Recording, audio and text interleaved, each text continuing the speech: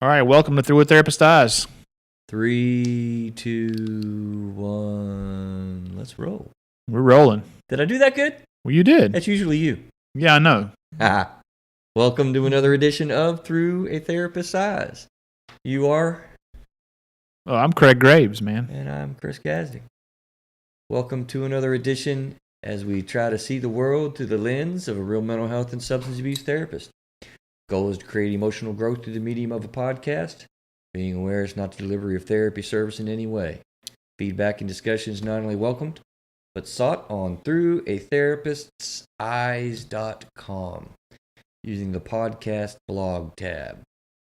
Craig, this is the human emotional experience. Let's figure this thing out together, shall we?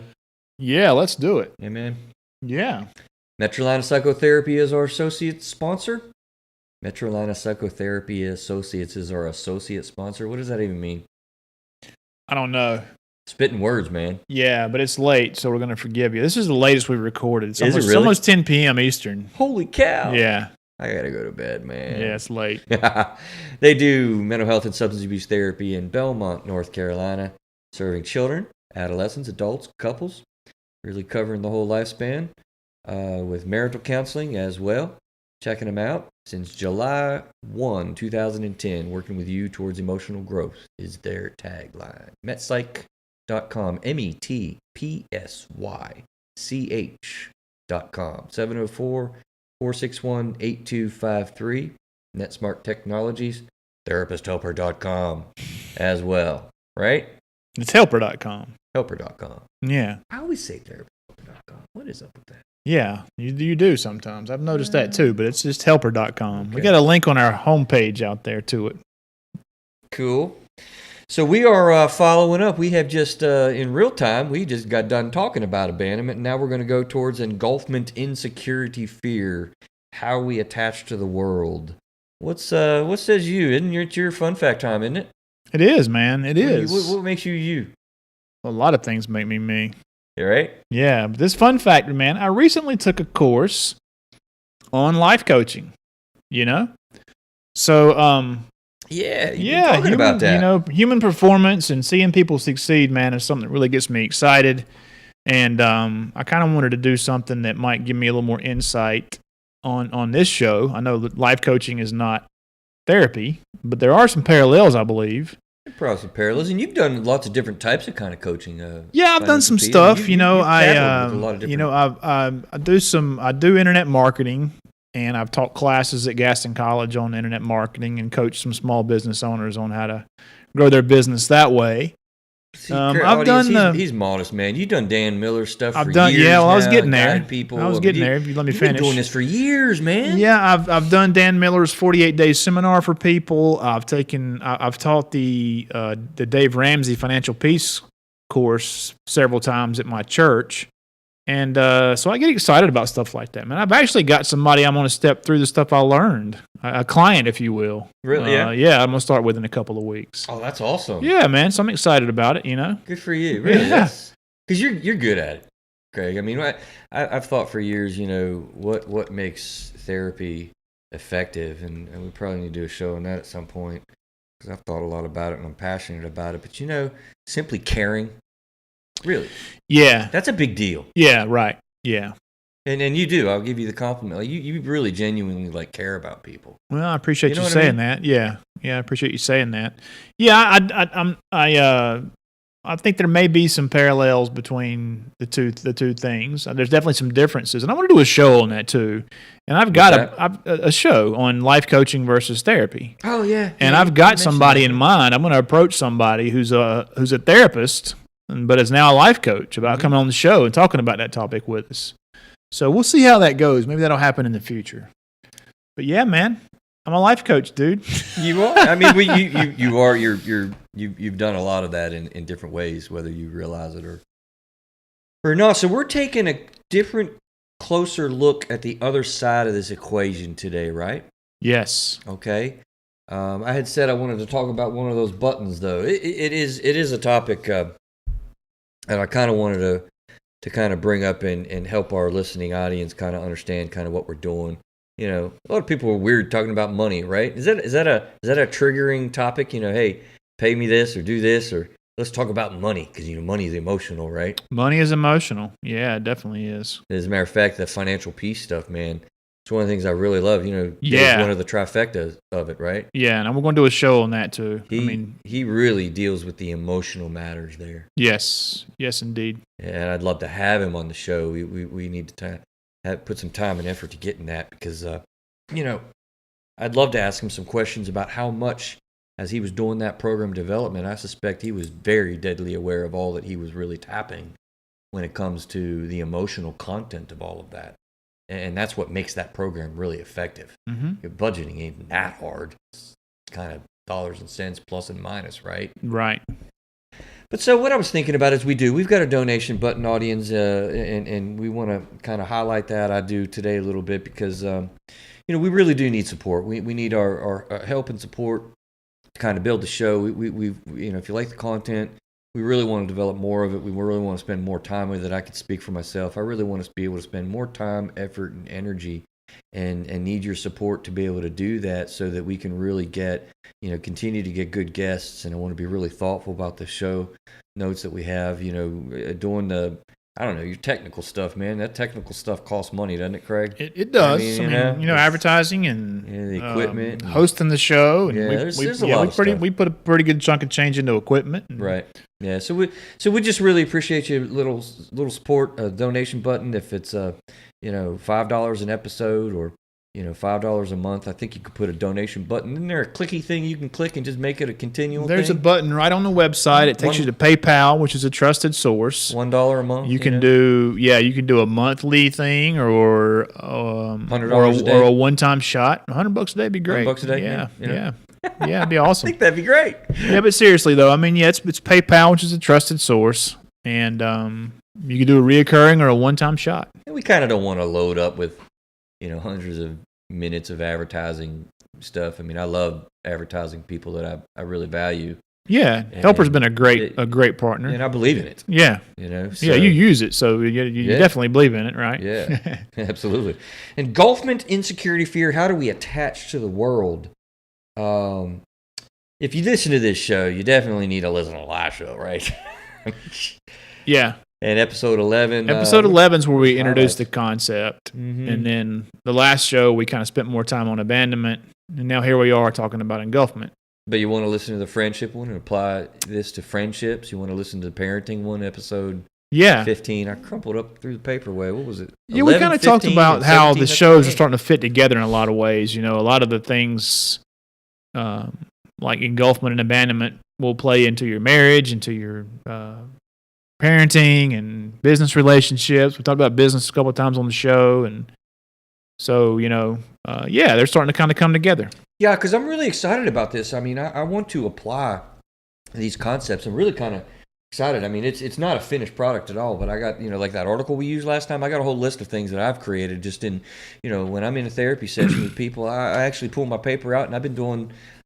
I love the people that do research. I can't say that I'm doing research. I can't do that. But I am, I guess, in sort of a way, right? We want good empirical evidence that what we do works well, and I'm trying to kind of pull a little bit of that together. Right. Didn't know I had a research. So you're kind of creating your own resources, right? Yeah. You're an artist, man. Yeah.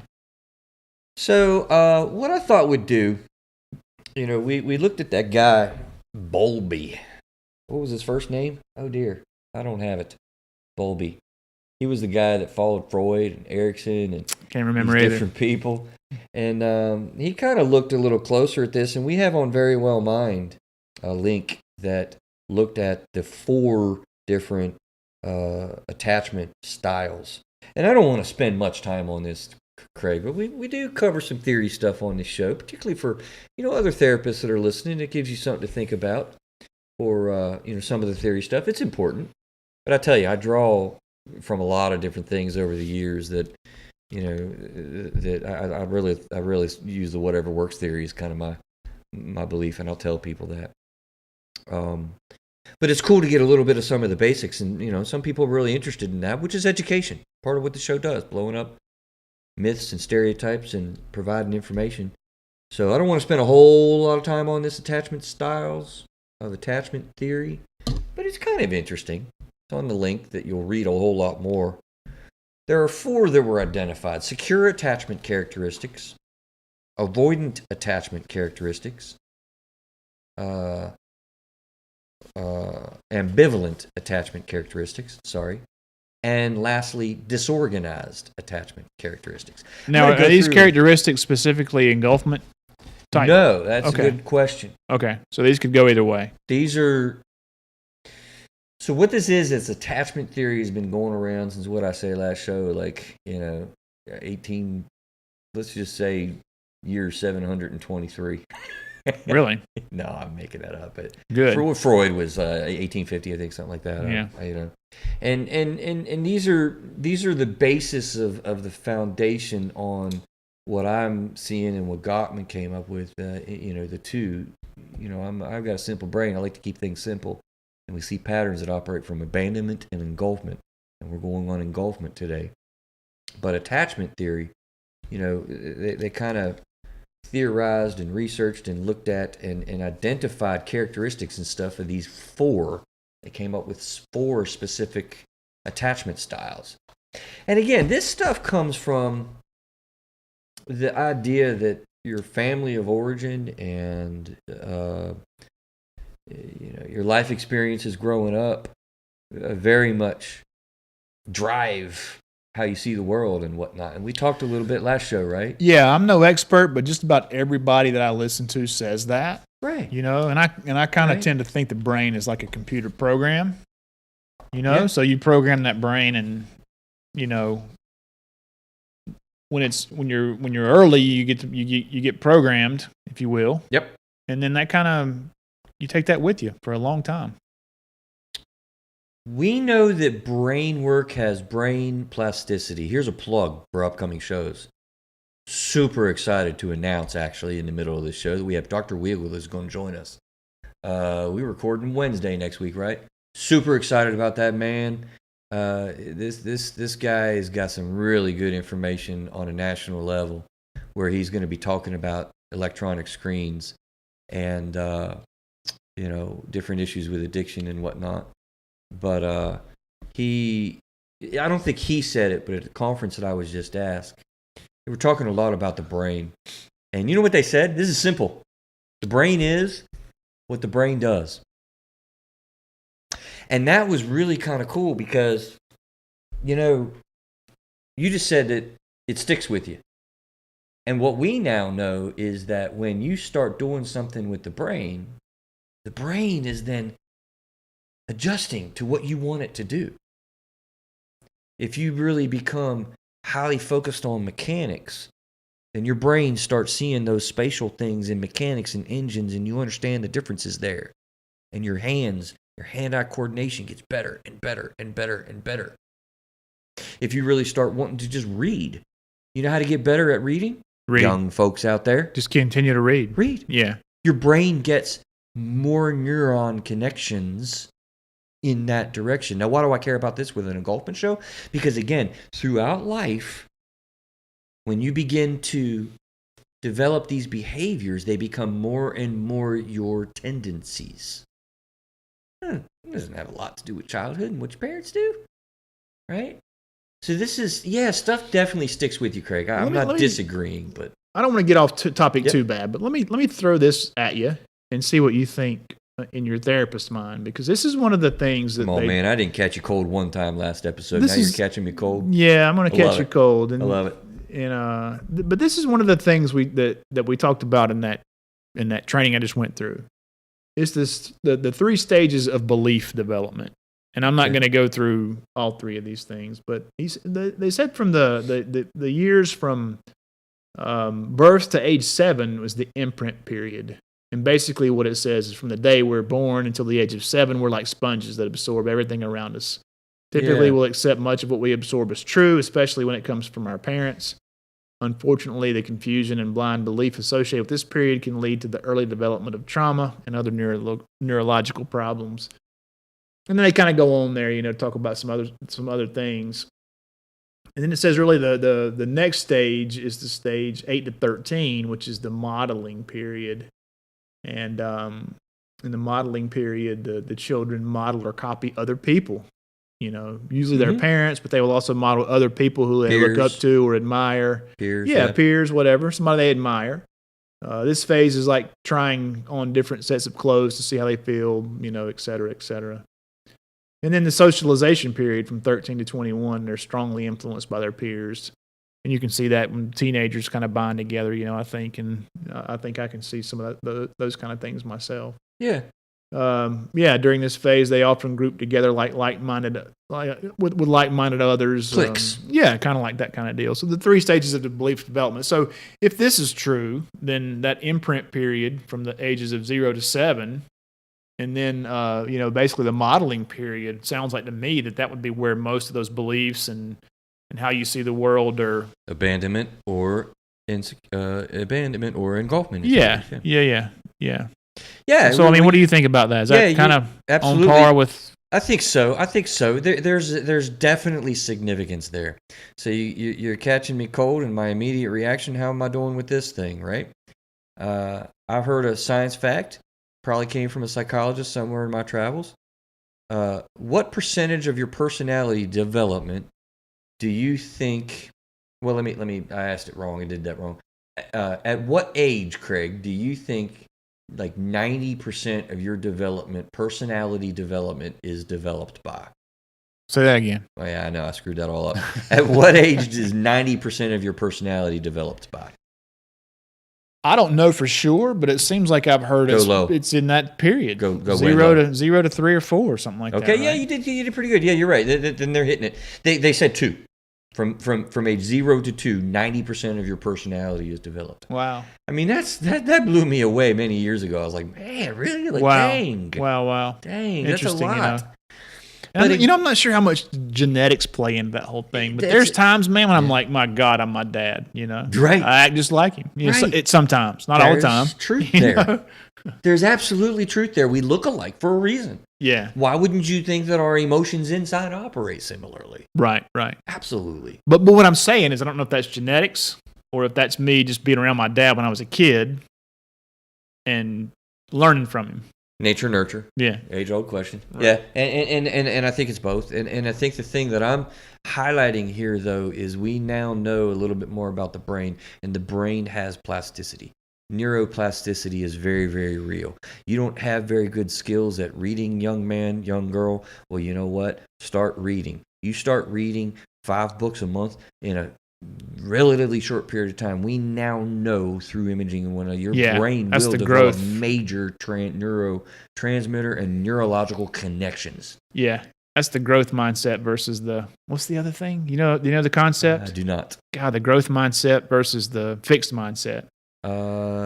Yeah, okay. Oh, yeah, absolutely. I kind of have heard Carol Dwyer, what was there's a book, and she's famous for it because she theorizes that we have a growth mindset. So let me hit these real quick. 4 attachment styles from attachment theory, back to that for, science geeky people like me that want to know. Secure attachment characteristics. Number 1. I'm just going to say, I'm actually going to read this. They go a lot more onto it in the show notes. Definitely check it out because we're just hitting their little blurb here. But secure attachment style is 1. As children, you're able to separate from your parent. You seek comfort from your parents. When frightened, you greet return of parents. When with positive emotions, you prefer parents to strangers. Okay. As adults, people with the secure attachment style, they have trusting, lasting relationships, tend to have good self-esteem, are comfortable sharing feelings with partners and friends, seek out social support. That's all of us, right? We all have a secure attachment style, right, Craig? Oh, yeah. You're like me. We're secure, right? Oh, yeah. Do we want to admit that we have ambivalent attachment characteristics, maybe? No, we're not going to admit that. Ambivalent. Children may be wary of strangers. They become greatly distressed when parents leave. Separation anxiety, if you will. Do not appear comforted when parents return. They're ambivalent. As adults, they're reluctant to become close to others. Not to be confused totally with engulfment now. Okay. But they're reluctant to become close with others. They worry that their partner does not love them. They become very distraught when relationships end. So there are ambivalent attachment styles. Moving to an avoidant attachment style. Maybe, Craig, you have an avoidant attachment style, right? Well, let's see.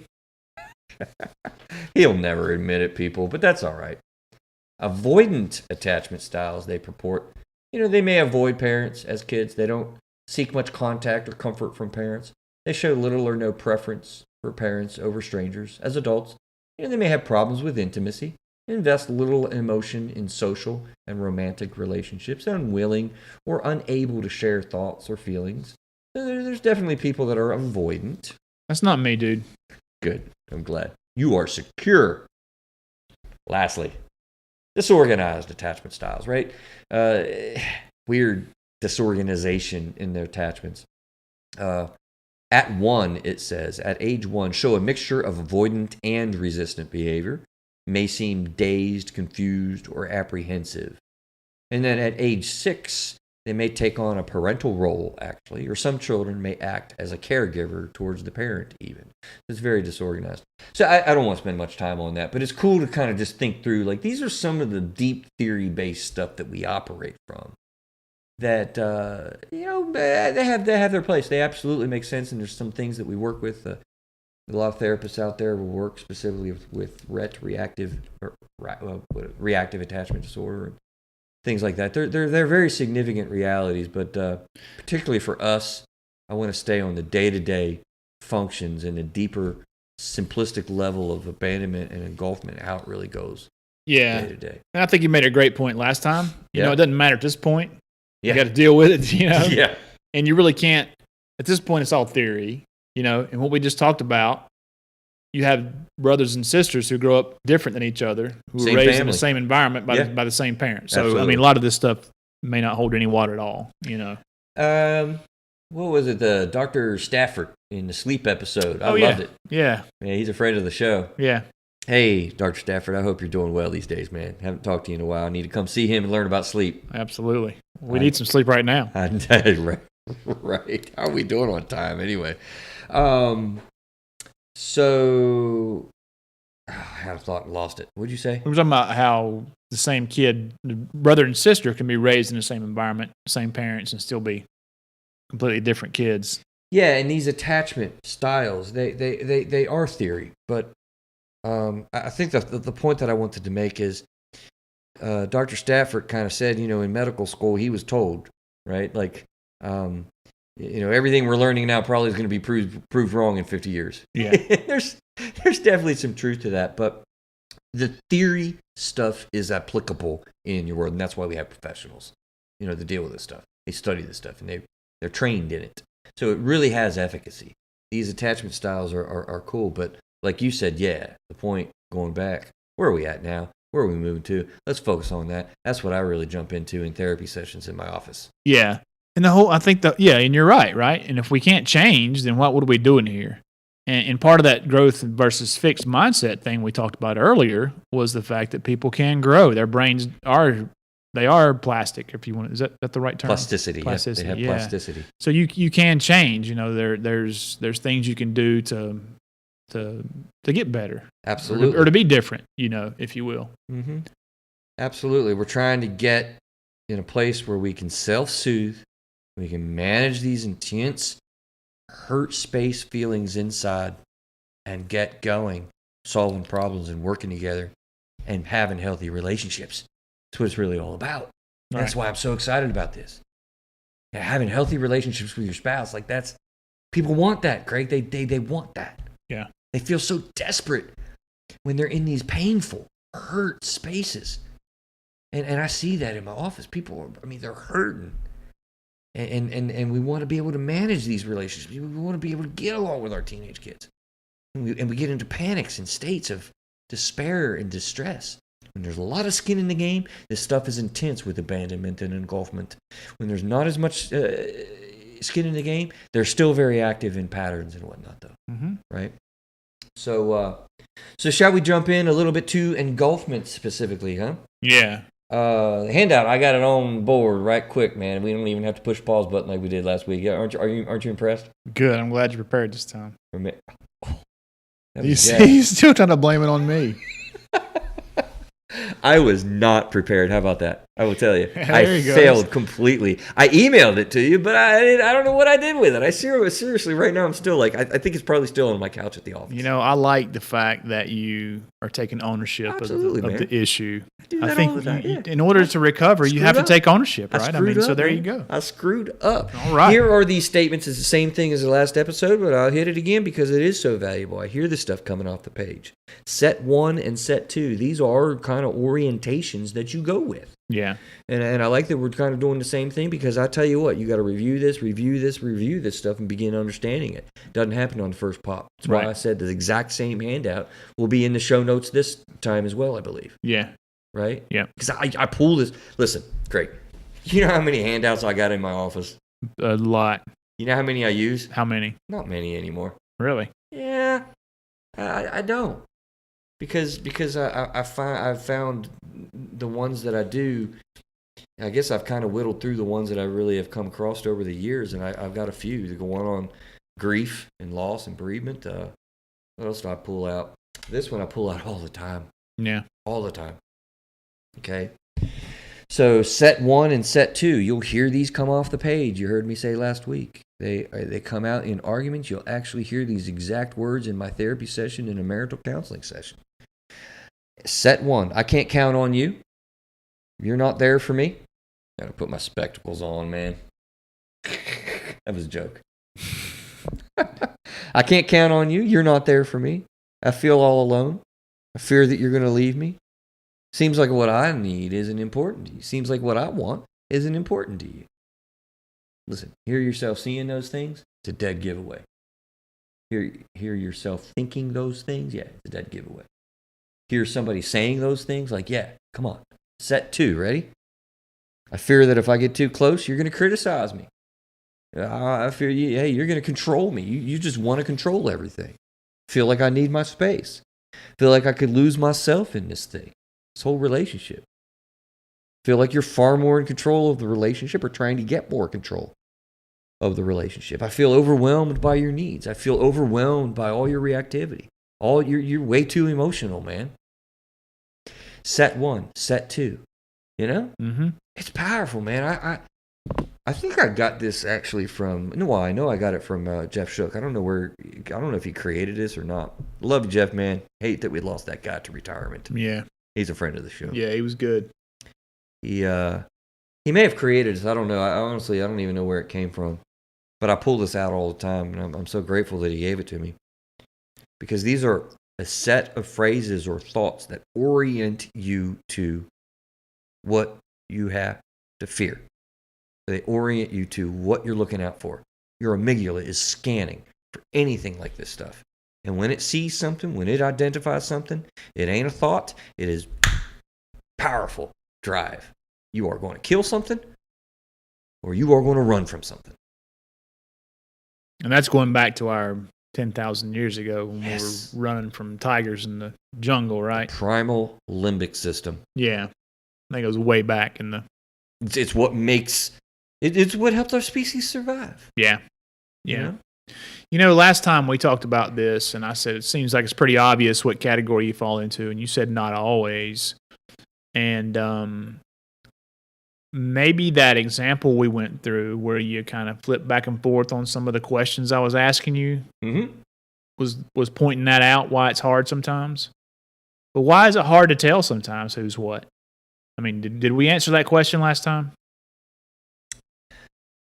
I don't know if we answered that, but we're about ready to do it again. So Well, good. You need to Good. think, All right. by the way, if you want to answer these questions from yourself or just go through them. Because I told you last episode, I'm not going to hold you to doing that if you don't want to. I meant to review the list before we... No, you don't get to review the list. There's some pretty vulnerable questions there. And they can be, and you could just say pass or whatever. But I mean, I think the listener got the idea last time. yeah. Yeah. Well, Because some of the times you were on the abandonment side, sometimes you were on the engulfment side. exactly, and you know? that's the point, Craig. That's the answer to your question. That's what makes it kind of hard. You know, we have tendencies. It isn't clear cut. It is not cut and dry. There's not a lot of black and white in this, but there are clear tendencies that you can begin to understand about yourself. And so, yeah, that's what makes it tough. I mean, you'll go down through these if you don't want to look at them, but we'll read them. I'll read them real quick, if anything. But I mean, you'll find yourself on both of them. You do both. Nobody wants to be abandoned. Nobody wants to be engulfed. I mean, think about what engulfment is.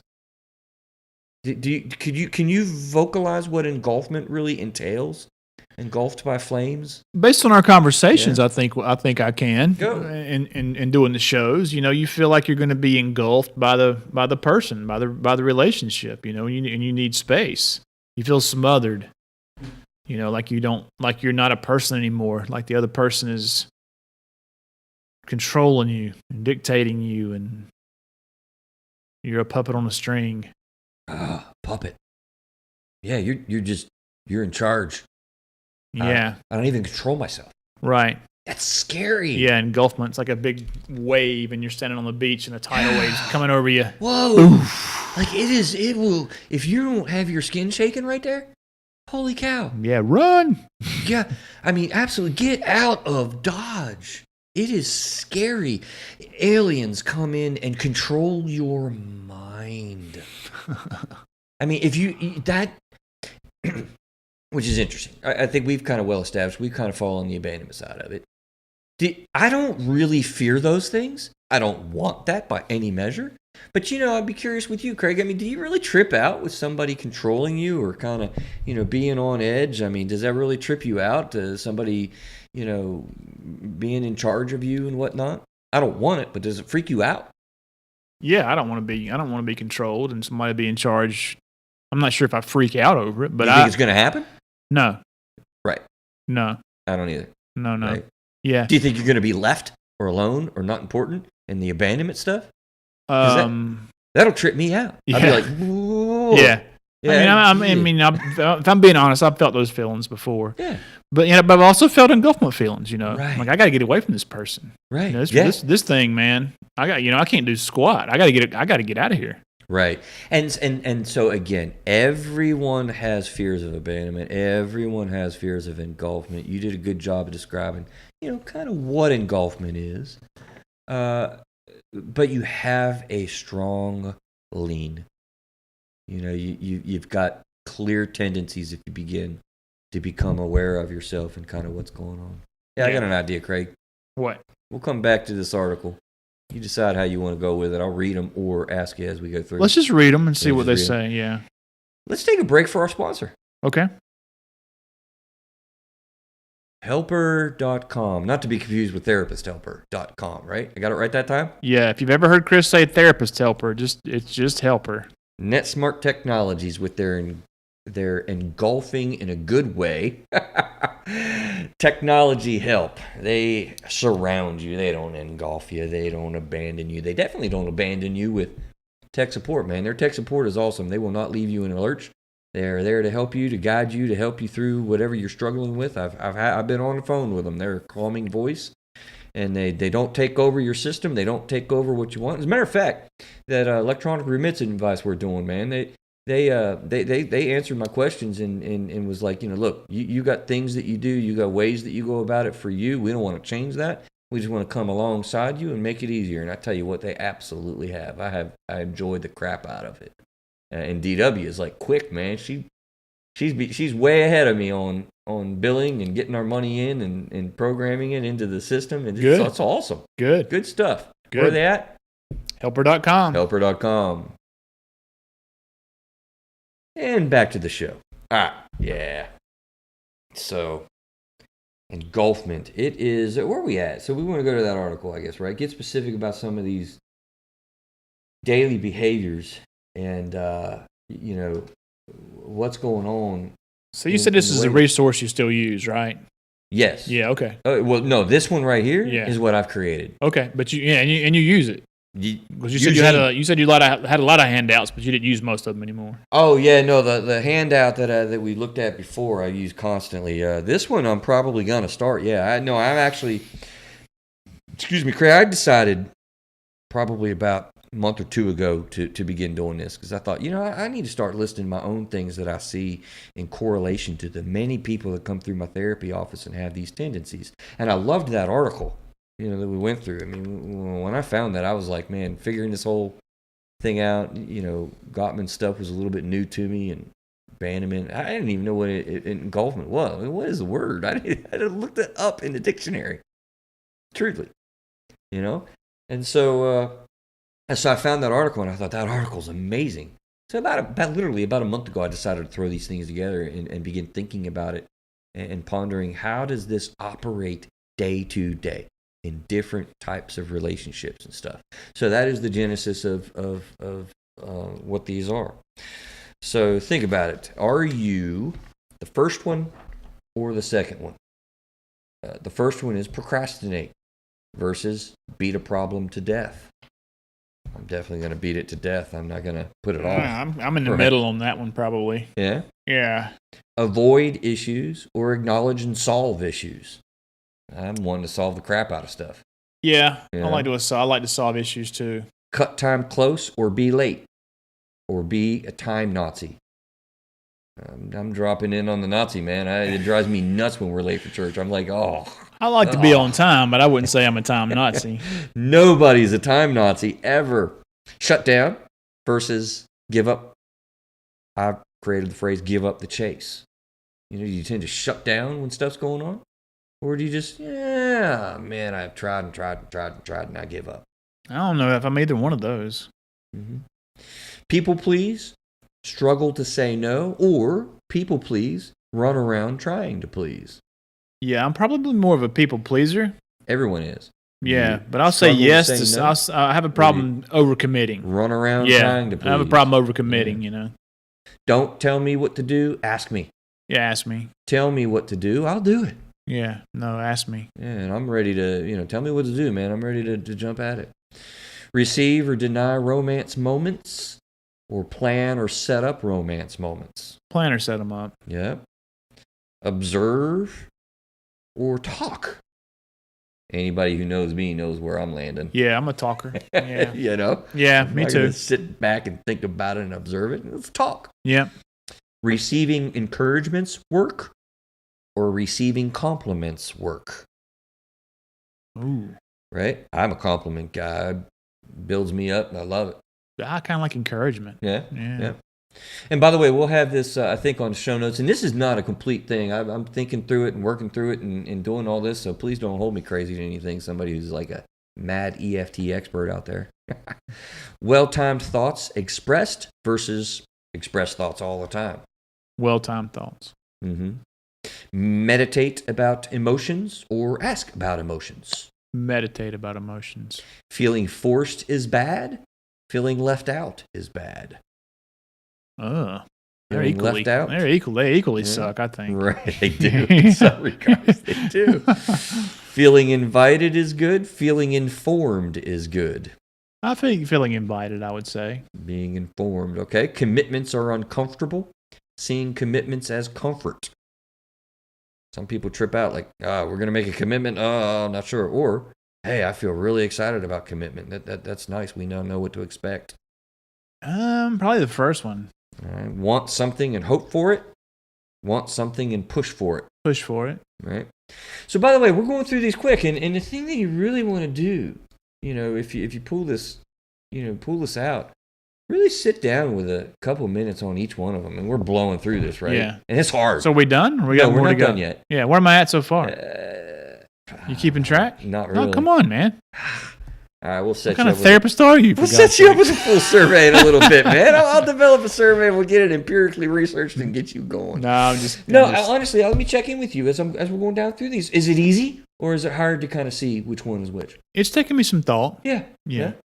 Some of them are right away. But a couple of them pop. Thinking about them. Yeah, a couple of them pop. But remember when we were saying this before, is it easy to know if you're engulfment based or abandonment based? I feel like it is. Based on how we've talked about the person acts. I like to talk through the issues, figure things out. I don't need to have space or wait 3 weeks to talk about something, Yeah, but see, what's funny is when you look at these specific down and dirty day-to-day functioning, that's hard. Some of these pop, only like 2, 3, 4 of them. I think I read half of them has been about 15. Yeah. Some of these are really like, I don't know. I think we just passed over a few. Yeah. Well, a couple of them, I thought equally. Exactly. I think I'd say they equally sucked. A couple of them. Exactly. So the point is, back to that idea. Easily, you should know. I want to encourage the audience. Listen, you will struggle with this. You'll struggle to kind of figure out which side you're on. I mean, and then you'll probably naturally kind of fall into like, well, I thought it was an abandonment thing, but maybe I'm that engulfment thing. Yeah, and I actually had somebody that I told the concept to before we came out with the marriage episode 11. Oh, really? Okay, yeah. And they were like, "Oh, I'm definitely abandonment. Definitely am.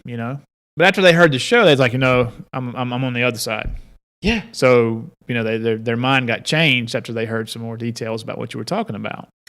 We don't think about this. The limbic system, the amygdala, it is blowing off at 12 times the speed that we can even think about it. Yeah.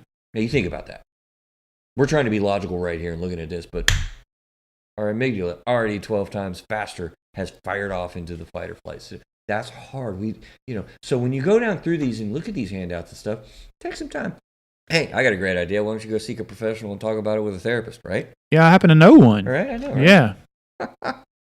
Where did I leave off? Want something and hope for it versus want something and push for it. Push for it. All right. Want.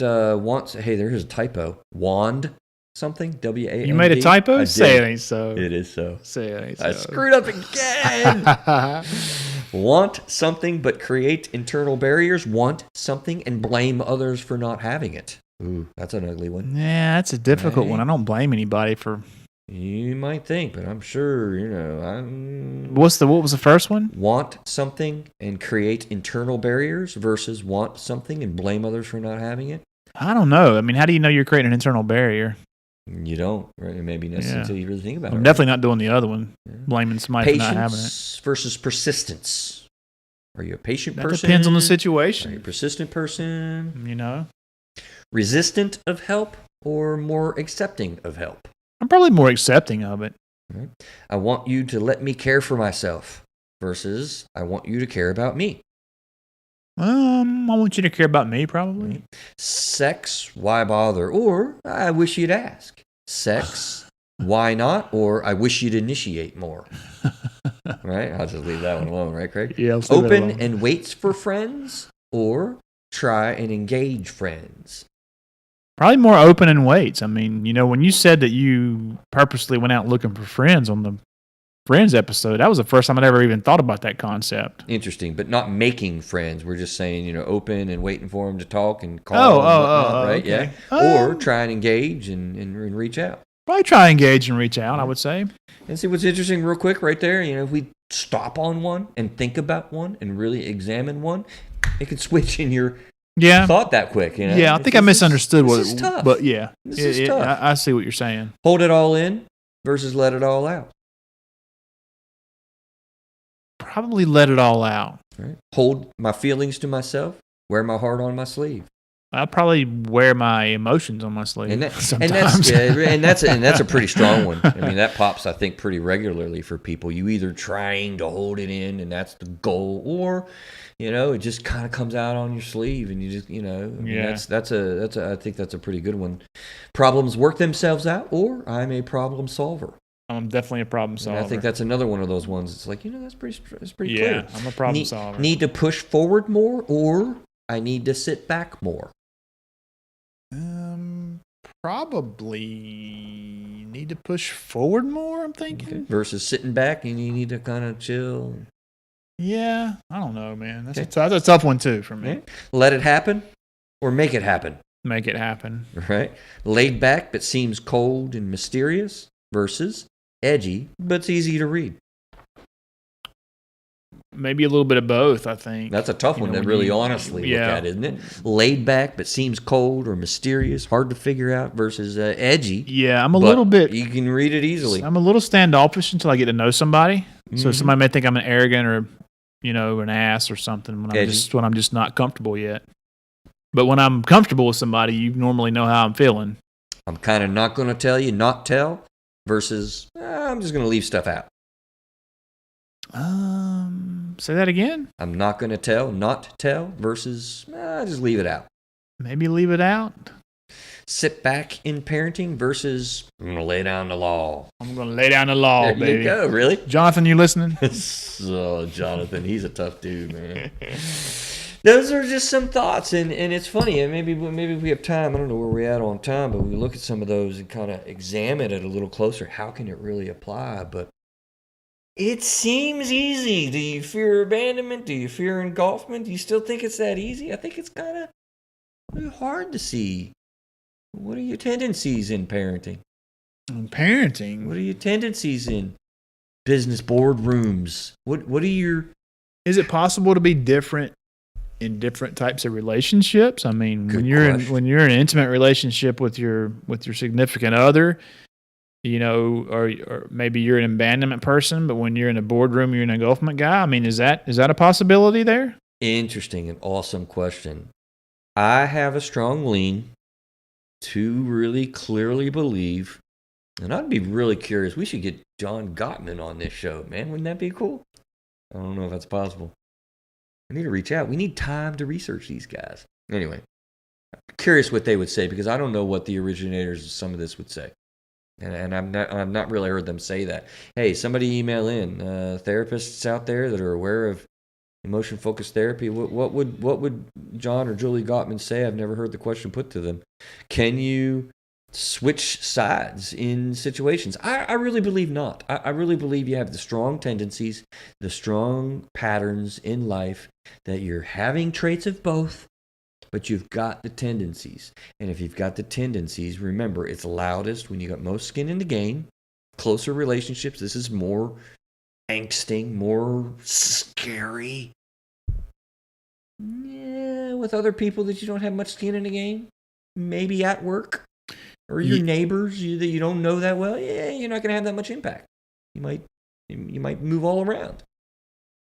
Yeah, I think it's probably when you put it in that context, then I go back to the abandonment side again, because I think some of my relationships that are outside of an intimate type relationship, I could go either way on. Yeah. But if it's the close tight knit relationship you're talking about, that's where you really see it. Yeah. Then I'd say I know where I'm at on that one. But if you begin to really be aware of yourself, you know what your tendencies are in those other areas of life too, though. Honestly. Yeah. I think it plays out. But it's just not as strong, right? So it's not as easy to see. That's what you're saying. It's not as easy to see. Yeah. But interesting, strong. Is it as strong? I don't know. I mean, I kind of feel like, again, you're kind of geared with this. You're running and gunning with this. You do not want your amygdala fire. And I think it really plays out in other places. It's just not as... Listen, this stuff is scary. When you really get wired into this stuff, people talk about panic. I mean, you ever been really worked up in a marital argument? No. No, man, never happened. I hate that feeling. I mean, you lose sleep. You're worked up on it day after day after day. You're worried about it. You're consumed with it. You're thinking it. Whether it's internal or you're spitting it out to people, there's differences. But this is really, really hurtful stuff. Does the engulfment person feel the same? They just don't show it. Ooh, good question. Say more. Like, so you just said that, when you're in a heated relationship in your marriage and you can't sleep, and you're all worked up and you're shaking and all this other stuff, Man, the funny thing, and if my ex-wife is listening, I hope she don't take this in a bad way, but if she and I were having a spat, and I guess we're divorced, so there was definitely spats, right? Yeah, right. But we could be in an argument, man, or we could be having a discussion about something, and like you said, I'd be worked up, couldn't sleep. Dude, as soon as her head hit the pillow, she was out, sleeping like a baby. And here I am, I'm like... Right. Yeah. So, I mean, but my question, is engulfment almost seems cold-hearted, if you will. Get away from me. I don't want to talk to you. Just go. Right. Are they struggling internally with these emotions, too? In any form or fashion? Yeah, and absolutely.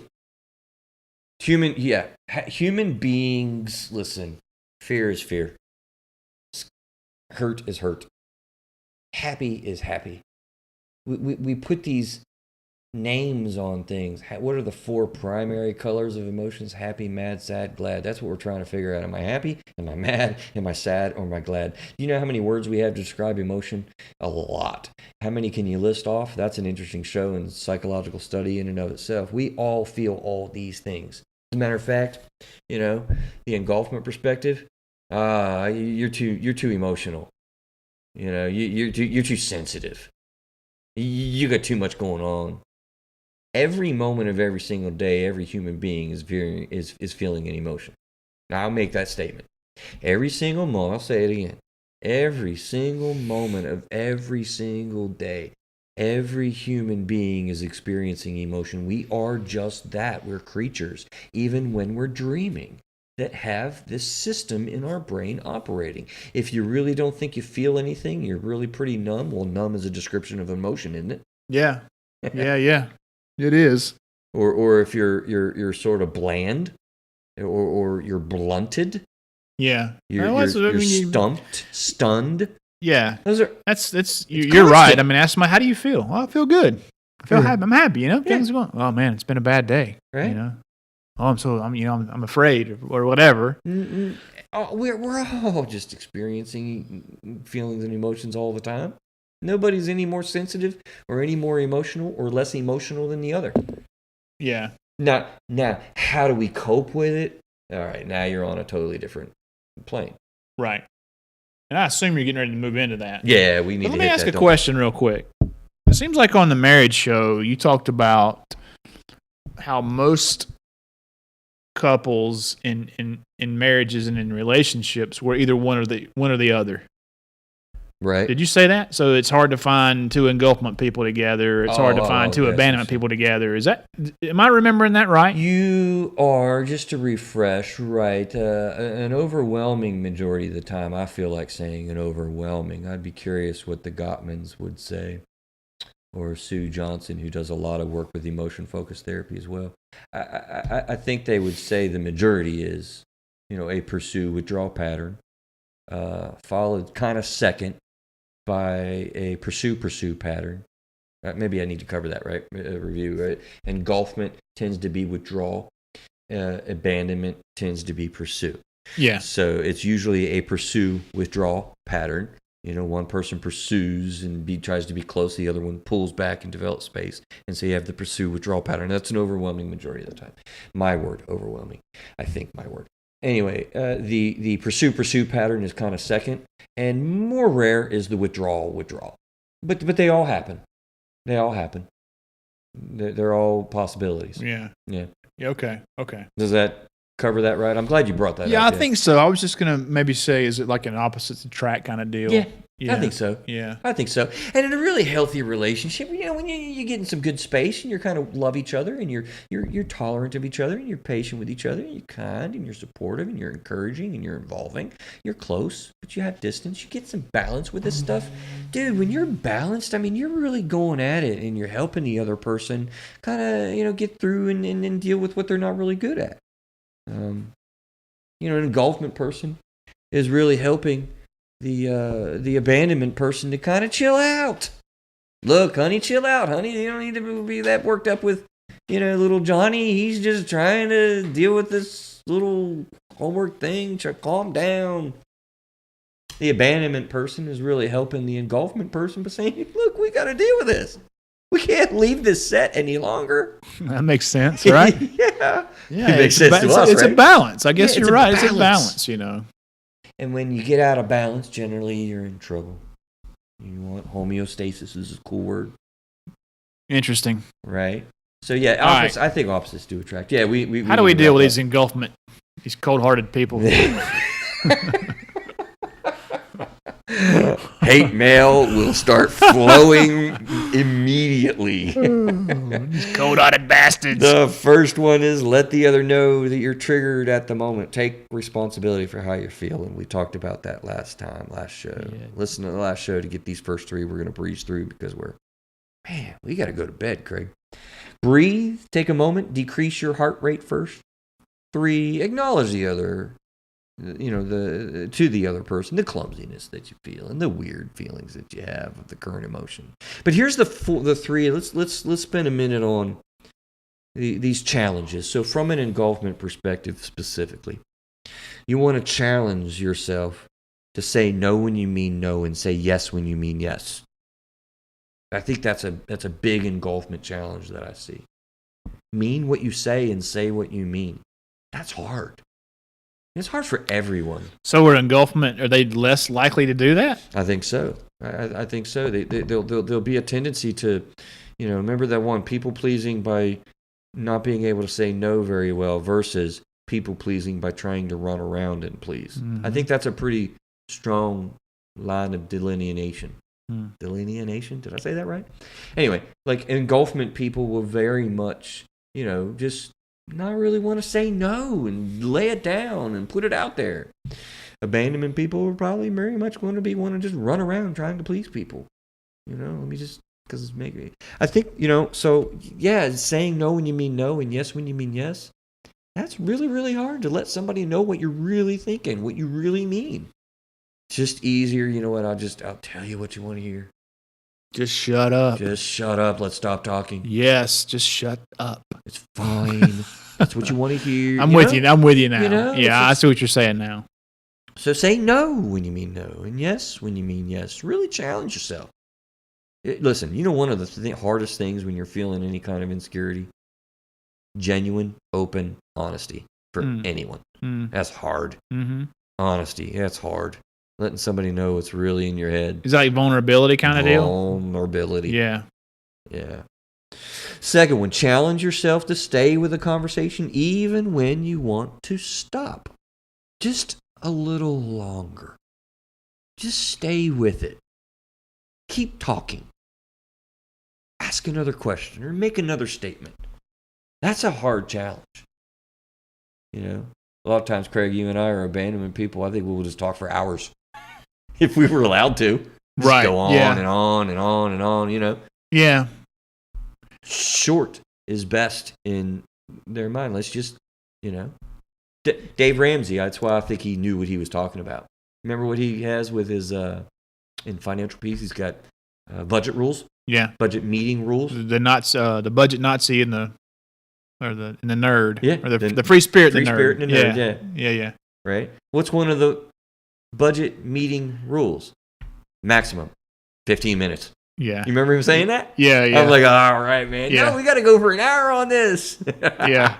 Not really. That's not what I want to do. But I said tendency. Yeah.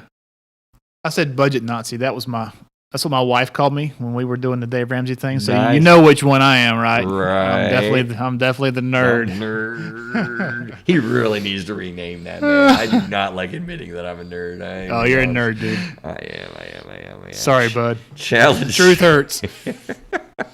Challenge self to stay with the conversation even when you want to stop just a little longer. Last one, engage immediately or as soon as possible. There's an issue popped up, hit it. Bring it out. Talk about it. You see how some of these are the opposites? I don't know if we got the show notes in front of you from last time, Craig, but I was looking for them, but I don't see them. Yeah, I crumpled them up and threw them over here. Challenging self to say no when you mean no and yes when you mean yes. Challenging yourself to stay with a conversation. Just keep it going. Keep it going just a little bit more than you really feel like when you want to stop. Engage immediately or as quickly. Maybe instead of waiting like 4 or 5 years, bring it up next month. Or how about next week? Or if you're there, man, push it for a day. Just let it sit only for a day. Yeah. But, wherever you're at, just, push it a little bit. And then lastly, I just said it, engage immediately. What do you hear in those three? Really the thing that comes to my mind is more overall, I think. If you're listening to this show and you're a married couple, I think that's probably where this maybe applies the most. But it could apply in other places too. But one of the things David Shaw said on the show about parenting was really cool, I thought. Remember when he said his daughter called? I do not. And they had a flat.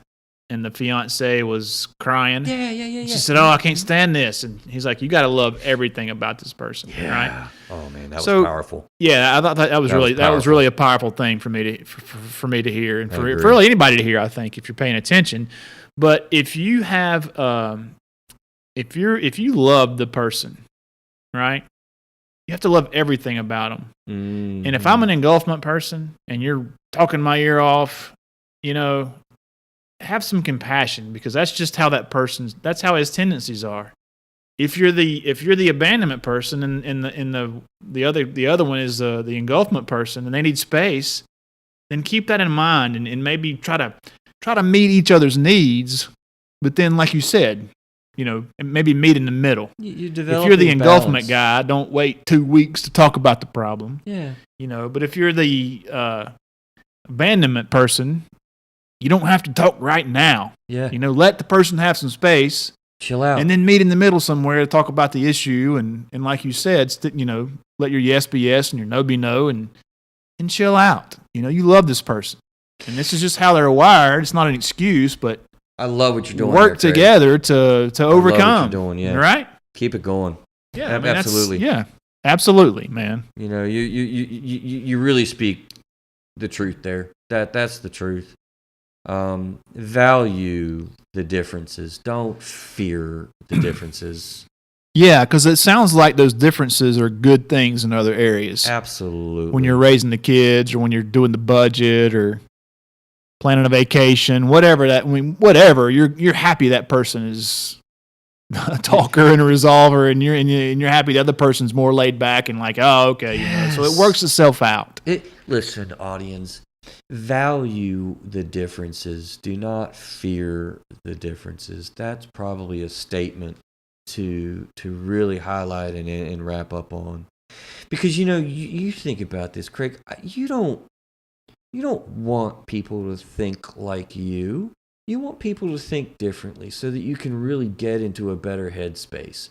As a matter of fact, if we develop a survey and you develop a business group, maybe you want to give a group of people a survey and choose 5 abandonment and 5 engulfment people. Yeah. That might be the best boardroom. Yeah. Yeah. Value it and love it and accept it in what you see as different. Craig, I love what you just did there, man, because I'm very passionate about marital work with people, and I find such great despair and helplessness. People just get into such great states of despair to the point of suicide. We're such different people out here. How could we ever achieve a balance? We're different. I'm kind of like, thank God you are.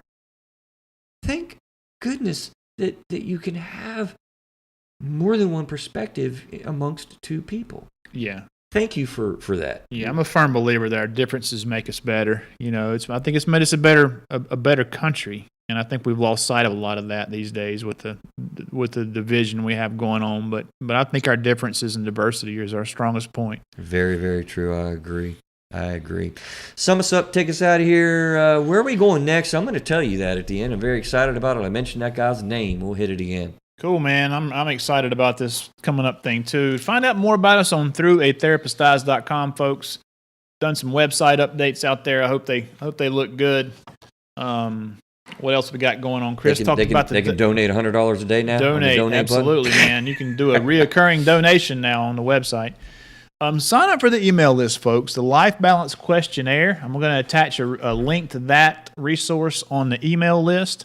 I'm going to send that out. If you're listening to this and you're already on the subscriber list, I'm going to send that out to our listener, our subscribers. So you're going to get that thing too.